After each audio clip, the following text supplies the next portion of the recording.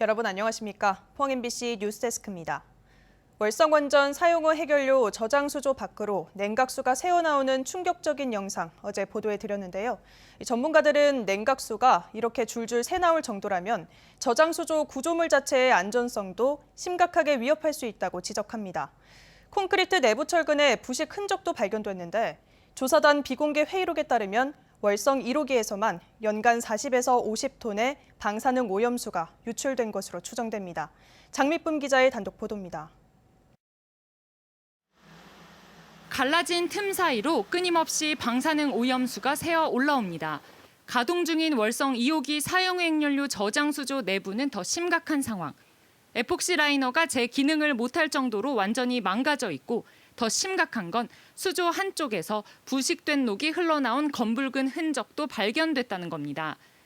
전문가들은 콘크리트 틈으로 스며든 물이 내부 철근까지 부식시켜 구조물 안전까지 위협하고 있다고 분석합니다.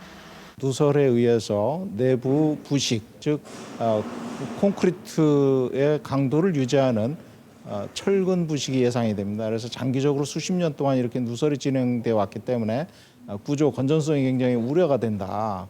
원안위 조사단이 사용 핵연료 저장조 콘크리트 일부분을 채취해 분석한 결과 심각한 신부균열 현상도 확인했습니다.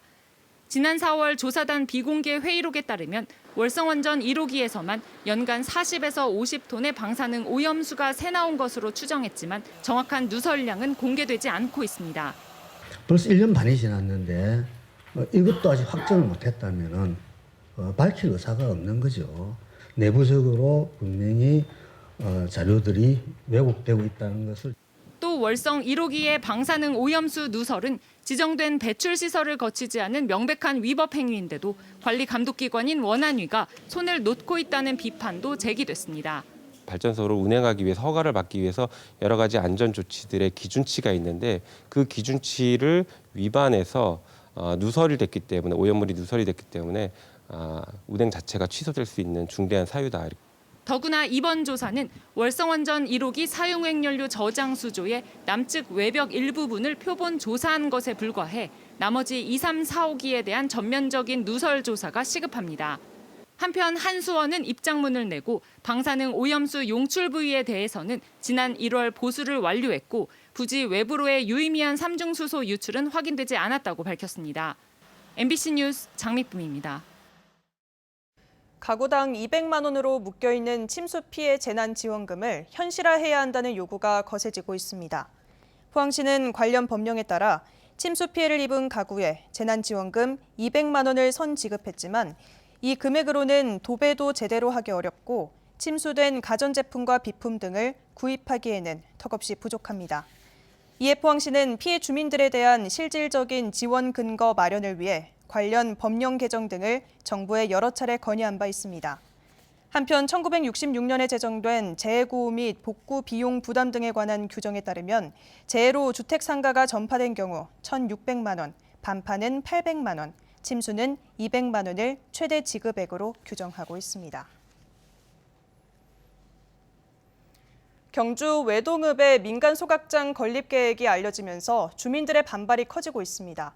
주민들은 경주시가 주민 동의 없이 소각장을 추진하지 않겠다는 약속을 어겼고 소각장 건립으로 주민 건강권을 위협할 수 있다며 철회를 촉구했습니다. 경주시는 사업 계획에는 하자가 없어 적합 통보했고 환경부 승인 절차를 거쳐 소각장 허가 여부를 최종 결정하겠다고 밝혔습니다. 임재국 기자가 보도합니다. 자동차 부품업체 등이 입주해 있는 산업단지 인근 경주시 외동읍 제넬입니다. 이곳의 한 민간업체가 지난해 폐기물 소각장 추진 계획을 제출했고 경주시는 기술 검토 등을 거쳐 지난 7월에 적합 통보했습니다. 소각장 추진이 알려지자 주민 500여 명이 경주시청에서 반대 집회를 열었습니다. 주민들은 소각장이 설치되면 지하수 오염을 비롯해 생존권과 주거 안전성을 위협할 수 있다며 반발하고 있습니다. 6개 동네에 506가구 정도의 가구가 있습니다. 그리고 인구가 800명 넘습니다. 그런 주변에 이런 소각장이 들어온다는 것은 우리 주민들의 건강에 엄청난 피해가 우려되기 때문에 특히 지난해 경주시가 주민 동의 없이 소각장을 추진하지 않겠다는 약속을 일방적으로 어겼다며 주민 소환과 행정 소송도 검토하고 있습니다.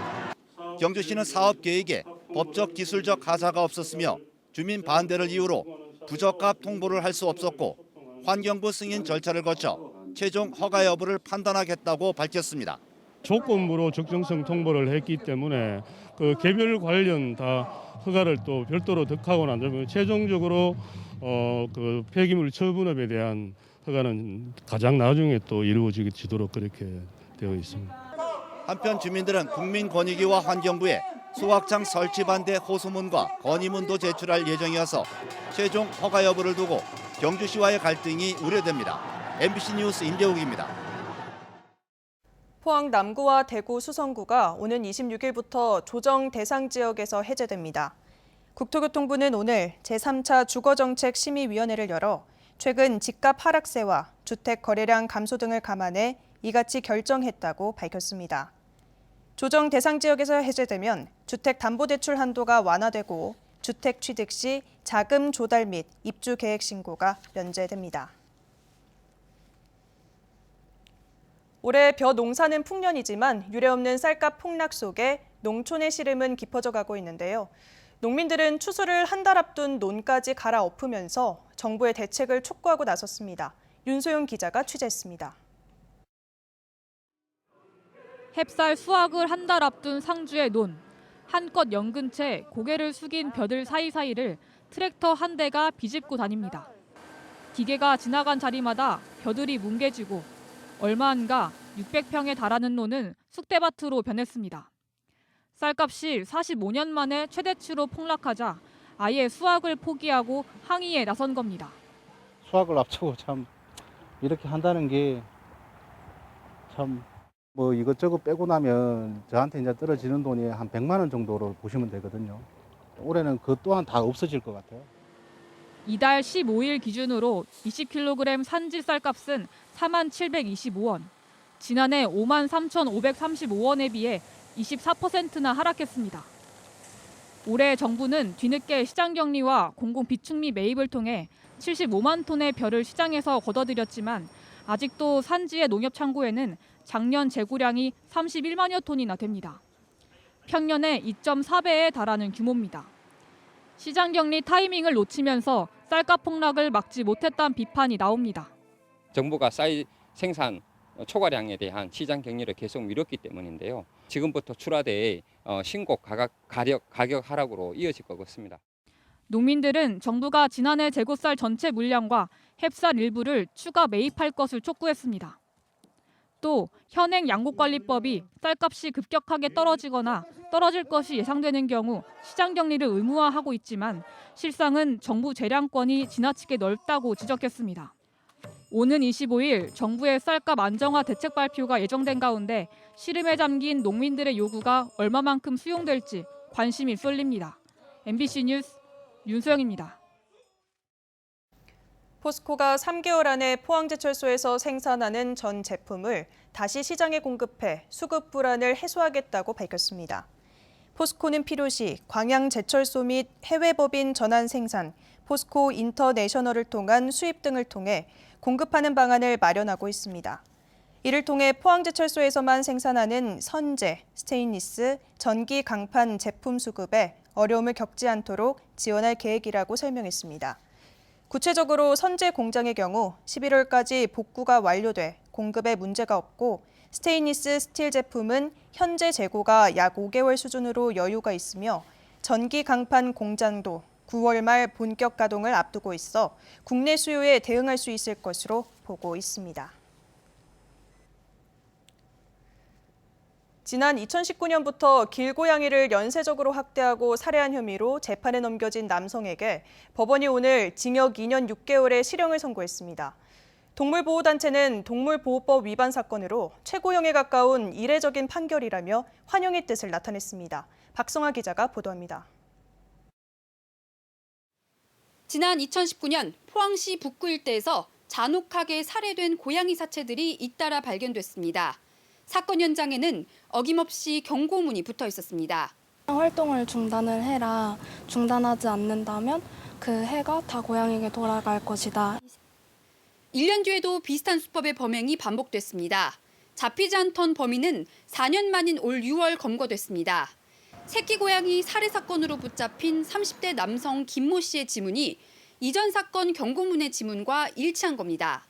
고양이 10여 마리를 학대하거나 죽인 혐의로 재판에 넘겨진 김 씨는 고양이를 돌보는 사람들을 용서하겠다. 동물보호센터에서 봉사하고 싶다는 반성문을 보내며 선처를 구하기도 했습니다. 하지만 법원은 김 씨에게 징역 2년 6개월의 실형을 선고했습니다. 재판부는 치밀한 계획에 따른 학대 수법이 잔혹하다며 동물에 대한 범행을 넘은 공포감을 불러일으켰다고 밝혔습니다. 동물보호단체는 동물보호법 위반 법정 최고형인 징역 3년형에 가까운 선고는 처음이며 의미 있는 선고라고 환영했습니다. 전국의 많은 동물학대 범죄 사건들의 이번 선고가 큰 귀감이 될 것으로 보이고 엄중한 처벌을 선고해준 재판부에도 감사하는 마음입니다. 한편 포항의 한 폐 양어장에서 길고양이 16마리를 학대하거나 죽이고 신고자를 협박한 20대 남성에게도 어제 징역 1년 4개월의 실형이 선고됐습니다. MBC 뉴스 박성아입니다. 포항시는 태풍 피해를 빙자해 건설 폐기물과 대형 폐기물을 버리는 불법 투기가 만연하고 있어 이를 집중 단속할 계획입니다. 시는 쓰레기 불법 배출 감시 카메라 228대를 적극 활용하는 한편 자체 단속반을 꾸려 단속에 나서기로 했습니다. 폐기물을 불법으로 버리다 적발되면 100만 원 이하의 과태료가 부과됩니다. 경북 동해안은 내일도 쾌청한 가을 날씨가 이어지겠습니다. 다만 10도 이상 크게 벌어지는 일교차엔 주의가 필요합니다. 조주경 기상캐스터입니다. 경북 동해안은 오늘 전형적인 가을 날씨를 보였습니다. 내일도 큰 일교차에는 주의가 필요한데요. 내일 경북 동해안의 아침 기온은 경주가 13도로 시작하겠고요. 한낮에는 25도까지 오르면서 10도 이상 크게 벌어지는 일교차에 주의가 필요합니다. 한낮에는 가을볕이 매우 강하게 내리쬐면서 자외선 지수는 매우 높은 수준까지 오르겠습니다. 자외선 차단에 신경 써주시기 바랍니다. 이어서 자세한 내일 기온 보겠습니다. 내일 아침 기온은 13도에서 17도 분포로 오늘보다 2도에서 3도가량 높게 출발하겠고요. 한낮 기온은 울진 23도, 포항과 영덕 24도, 경주 25도까지 오르면서 낮 기온은 오늘보다 3도가량 오르겠습니다. 울릉도와 독도의 아침 기온은 울릉도 16도, 독도 19도로 시작하겠고요. 한낮에는 22도에서 23도 분포까지 오르겠습니다. 동해바다의 물결은 0.5에서 최고 2m까지 일겠습니다. 남은 한 주 동안의 뚜렷한 비 소식 없이 쾌청한 가을 날씨가 이어지겠습니다. 날씨였습니다. 포항시 의회가 태풍 피해 복구를 위해 당초 다음 달 중순에 하려던 행정사무감사를 취소하기로 결정했습니다. 시의회는 어제 298회 임시회 2차 본회를 열어 제11호 태풍 흰남노 피해 복구와 시민 일상 회복을 위해 이같이 결정했습니다. 시의회는 행정사무감사를 연기하는 방향으로 가닥을 잡았다가 태풍으로 공무원 업무량이 폭증한 상황에서 행정사무감사를 진행하는 것은 부적절하다는 여론이 확산하자 취소하기로 결정했습니다. 울진군 의회가 오는 26일까지 임시회를 개최합니다. 이번 임시회에서는 행정사무감사 계획 승인과 울진군 군세감면 조례 일부 개정 조례안 등 12건의 조례안건을 심사 의결합니다. 특히 정책홍보관실과 도민체전 추진단 신설 내용을 담은 행정기구 설치 조례 일부 개정 조례안도 처리할 예정입니다. 강원도 춘천의 돼지 농장에서 잇따라 아프리카 돼지열병 발생이 확인되면서 방역에 비상이 걸렸습니다. 방역당국은 이동이 늘어나는 추석 연휴에 대비해 특별 방역 대책을 추진했지만 추석 직후 2주일 이내 발병이 3년째 이어졌다며 매우 엄중한 상황이라고 밝혔습니다. 또 11월부터는 야생 멧돼지의 이동이 활발해지는 번식기가 시작되는데 감염 전파 우려도 더 커질 것으로 보입니다. 경북도 내시군은 양돈 농장 소독과 예찰을 강화하고 있습니다.